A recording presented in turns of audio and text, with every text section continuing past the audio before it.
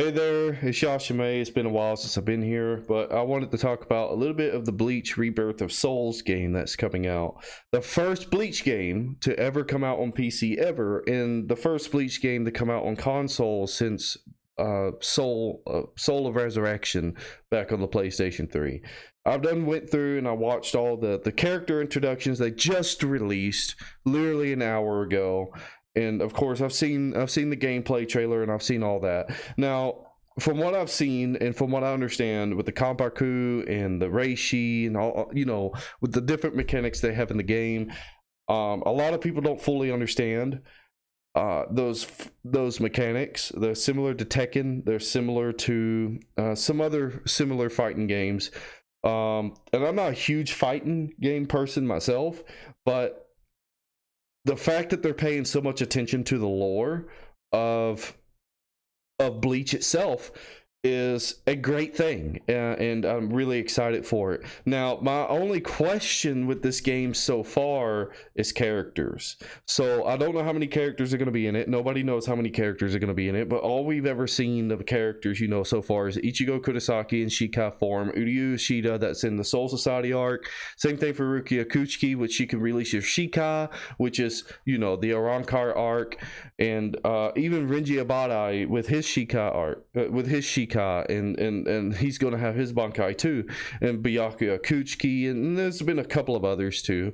But the thing is, like, I want to say this, like with Dragon Ball Sparking Zero, I've been ignoring these videos here because people, like, I'm an avid Bleach fan, like 100%. I love Bleach to death, even though Dragon Ball has a special place in my heart, and I'm more of a Dragon Ball nut than I am a Bleach nut, but I've watched Bleach more than I've watched any other anime in my entire life. I've watched Bleach over 10 times, 20 times in that area. I don't know how many times. I've watched it since I was 9 years old.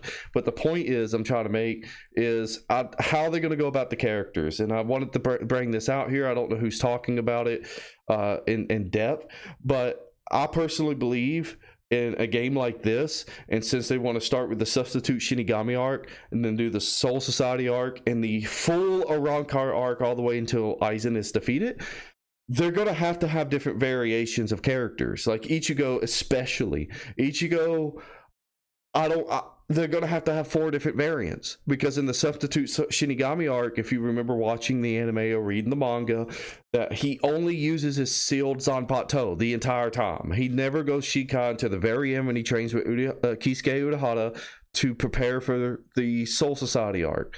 And then you have the Soul Society arc where Ichigo is consistently in Shikai, and of course he's in Shikai the entirety of the rest of the show, and then Bankai, and so on and so forth. So let me explain what I mean by this. And if you thought about it, good for you. And if you haven't, well, here's a thought process for you. They're going to have 4 different variants of Ichigo. They're going to have at least 2 variants of Uryu Ishida. They're going to have at least maybe 2 variants of Chad. They could work with 1. I could see them working with 1 and just disabling some, like, his awakening skill for the substitute Shinigami and the Soul Society arc. I could see that working. Now with Ichigo, you got to understand, like, Ichigo out of everybody else evolves the most. He's going to have his substitute Shinigami character, because he only uses his sealed Zanpakuto, and the only awakening skill I can think of is when he's fighting against Renji for the very first time, and Ichigo's getting his ass kicked by Renji, and then he just lets loose, like it's by accident. His spiritual pressure just skyrockets, and he can no longer feel pain. He's enjoying the battle. He's enjoying the fact he's whooping Renji Abadai's ass, so on and so forth. I can see that being that awakening skill for that version of Ichigo. And then obviously his Shikai, like right here, he's Shikai form, and I'm gonna play this in the background while that's going. I'm gonna have that muted. But like with Ichigo in the Soul Society arc, I can see him having 2 different types of awakening.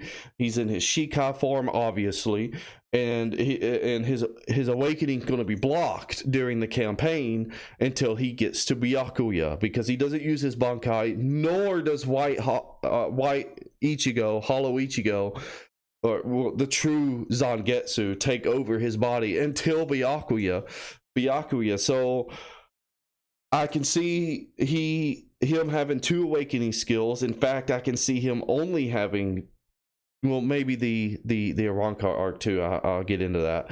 But so, you know, his awakening skill, he goes in the Bankai, and like you see in this video right here. But if you watch this character like that, White Hollow Ichigo just took over, right? So in this video, it's showing that he'll have 2 awakening skills during the Soul Society arc, where in the beginning of the Arrancar arc, because of Grimmjow, obviously, because Grimmjow and Ucleora and Yami. Even though White Ichigo didn't fully take over, they can just put it in the game for funsies. Well, you still play as Soul Society arc version of Ichigo, but his first awakening is obviously Bankai, and then when he gets pushed to the brink, like with 1 or 2 Konpaku left, which is the life bars, he goes into White Ichigo just decides, you know what, you suck, I'm taking over. That's the second awakening. But then they're going to have a third variant of Ichigo for strictly the Arrancar arc, specifically after he learns how to control his hollow with the visors and be able to apply his mask willingly without White Ichigo taking over. So, in this version of Ichigo, automatically starts in Bankai. Because if you watch the Arrancar arc, he never fights in a Shikai form the entire time. There might be like a couple of minutes of the fight where he's fighting in this Shikai, but the rest of the fight is his Bankai 100% of the time. And then his awakening skill can be him putting on his visored mask. And then he has a second awakening skill, just like with White Ichigo taking over Ichigo, you know, during the Soul Society. But instead, he dies, like with Ucleora, and he becomes Vasta Lordy Ichigo, right? That's the because it's either that or they're gonna have to make Vasta Lordy Ichigo his own separate character. I don't see them doing that. I see them implementing this awakening skill with that form of Ichigo into his Arrancar version, the Arrancar arc version of Ichigo. And then they're going to have to make a 4th Ichigo, Dangai Ichigo. He's his own separate character, and his awakening skill, he'll only have 1, because it's the only thing that makes sense, is when he goes into Mugetsu. So, long black hair, red eyes, instant kill, gets a Gatensho type of move, Mugetsu. So, but though that may be the awakening skill, I don't know how they're going to go about it, because is it going to be an awakening skill that just has 1 instant kill type of attack and you can only activate it under certain conditions, or they're going to allow you to play as Mugetsu himself and give him a special move set? Because in the show and in the manga, when he transforms into Mugetsu, he doesn't do anything. He just stands there, raises his hand, Mugetsu, and that's it. That's all he does. I don't know what they're going to do with that. I have no idea. I'm excited to see, though, but in my personal opinion, I really don't know how they're going to go about this. This is just speculation. This is just my opinion at the end of the day. They're going to have 4 different variants of Ichigo. Like, regardless. It's going to have to happen. I don't know how they're going to go about it. Or they're going to have 1 version of Ichigo, right? Like, in the character select screen, you have Ichigo, and then you bring in the costume where it still counts as separate characters, like how Sparking Zero is going to kind of go about it in a way, where different outfits for like Goku and Vegeta and so on and so forth, like even with the pre-order bonus with Goku with his power pole, he's going to have a different move set when you select this costume for this character.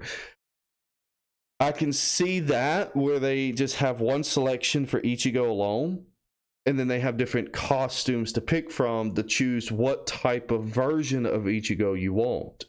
Same thing for Udio Ishida. Now, they can skip the first version of Udio Ishida, where he just has a standard bow and he does the bait, and Ichigo and Uryu are fighting hollows in the world of the living because of a contest, because Uryu has an ego problem.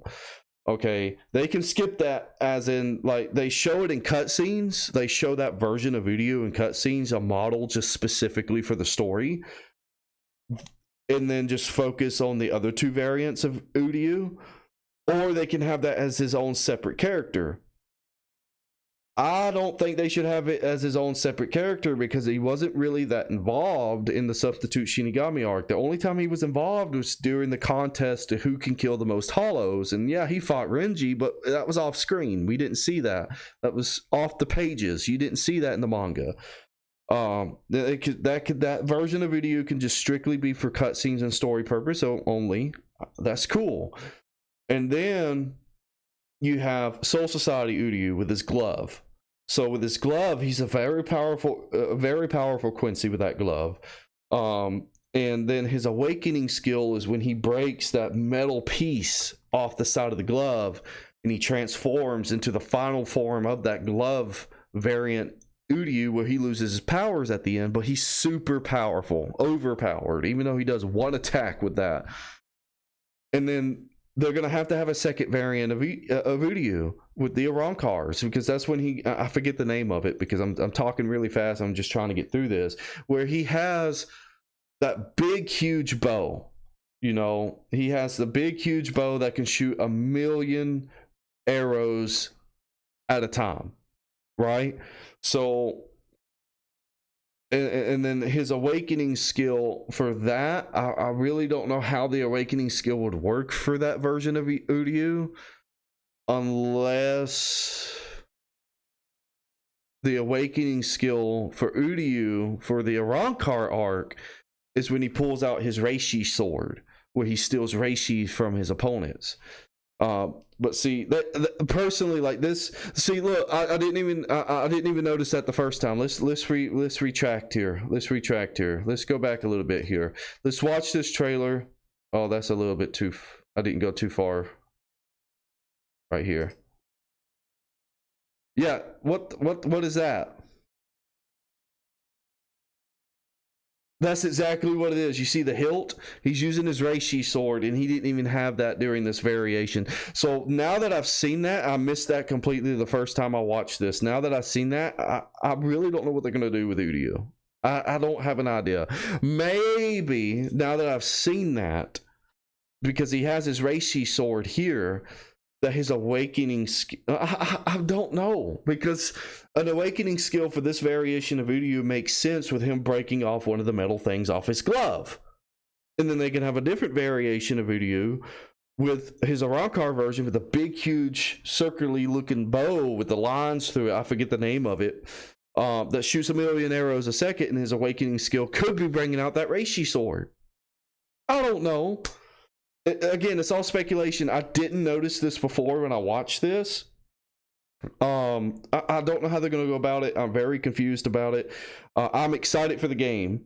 Like, you can say, I understand with other people this, you're the problem on why games suck or games overpriced. Look, I don't like the pre-order games. Cyberpunk 2077 ruined it for me when I pre-ordered. That was the last pre-order I ever did until just recently. And I get that. And games shouldn't be at $70. I don't believe in that at all. But everybody has a certain game or a certain genre or a title, like Halo as an example, or Gears of War or Uncharted or a God of War. You know, it doesn't matter. For me personally, like Dragon Ball, I don't care what it is. I'm buying it. I'm a huge Dragon Ball nut. I already pre-ordered Dragon Ball Sparking Zero. I bought the highest edition I could get. And you know what I'm going to do with this Bleach game? Because I'm a Bleach nut too. As soon as pre-orders come out, I'm pre-ordering it. I don't care. And you can make fun of me all you want for that, but all of us have that one particular type of game that it doesn't matter how suck-ass it is, how sucky it is, you're going to get it just because of what it is. And everybody has that, so I don't want to hear it. I'm excited for this game. truly excited for this game because this will be the first Bleach game and that's ever been released on PC. The first console Bleach game that's been released since I think 2013, I believe 2012, 2013, in that area, summer of that year for Soul Resurrection. And it's not mobile. And everybody wants a console game of Bleach. And I'm so excited for it. It's a little confusing to me still with the fighting mechanics and stuff like that. I'm willing to sit there and learn it 100%. But I'm going to buy it because when Soul Resurrection was first announced, I'm not a PlayStation person. I never have been, never will be. I don't mind playing PlayStation games. There are games on there I like. But I'm never going to buy a PlayStation. But you know what Bleach Soul Resurrection did to me back then? I went out of my way and bought me a PlayStation 3 specifically for Bleach Soul Resurrection because I wanted it. The last Bleach game I played before that was for the Wii. Shattered Blade, I believe it was called. Fucking loved it. But I'm getting this regardless. Tell me what you think in the comments about the character variations because I believe they're going to have to do 4 different versions of Ichigo. I don't see how it's going to work. They're going to have to do at least 2 variations of Uryu Ishida. At least 2. Chad is a little different because they can do one variation of Chad where he just uses his defense arm and then block his awakening skill but give him other advantages during the campaign or story and then give him his awakening skill to pull out Diablo, you know, his offensive arm during the Arankar arc. Orihime can keep one variation because from the Substitute Shinigami all the way into the end of the Arankar arc, she does the same stuff the entire time, and the only time they would have to make a different variant of Orihime is when they do DLC and bring Fullbringer and the 1,000-Year Blood War, you know, that stuff like that.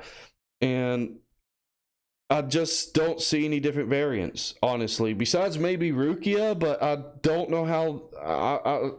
I don't know if they would, because, you know, during the Substitute Shinigami arc and the Soul Society arc, which in the Soul Society arc, the whole point of that arc is saving her, so she's not going to be playable during any of that.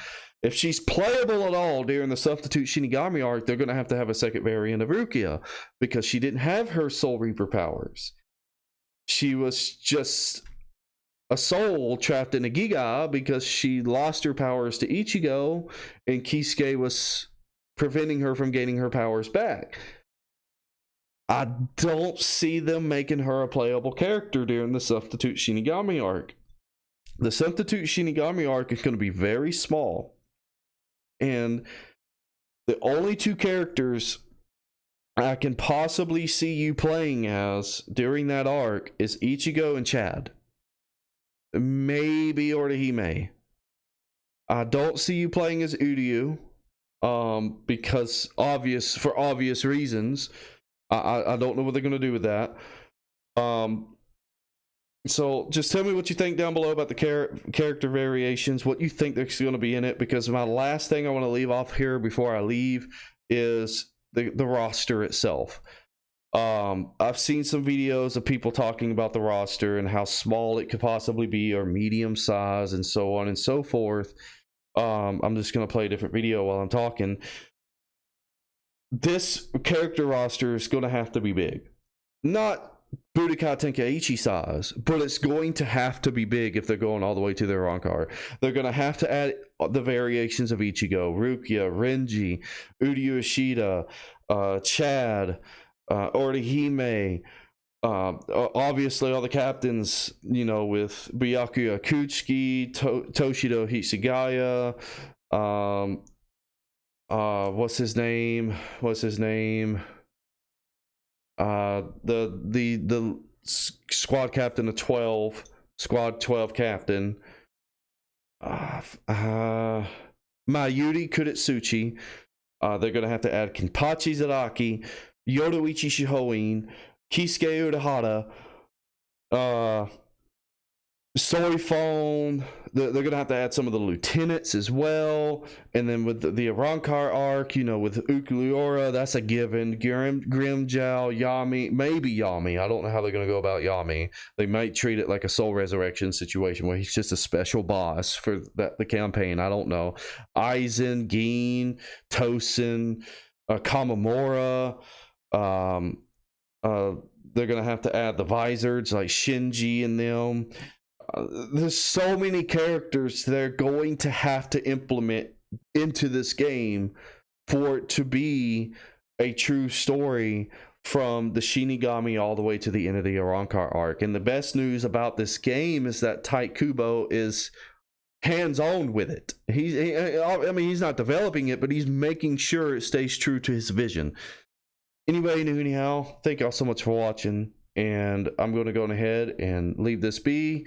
Again, type in the comments what you think about the character variations. Type in the comments about what you think about the roster and what it could possibly be. I personally don't think it's going to be small. It can't be small, and I don't think it could be medium. It's going to have to be at least 80 characters at the bare minimum, 70 to 80 characters at the bare minimum, to make it make sense, because there's just so many characters in this show to just full out ignore.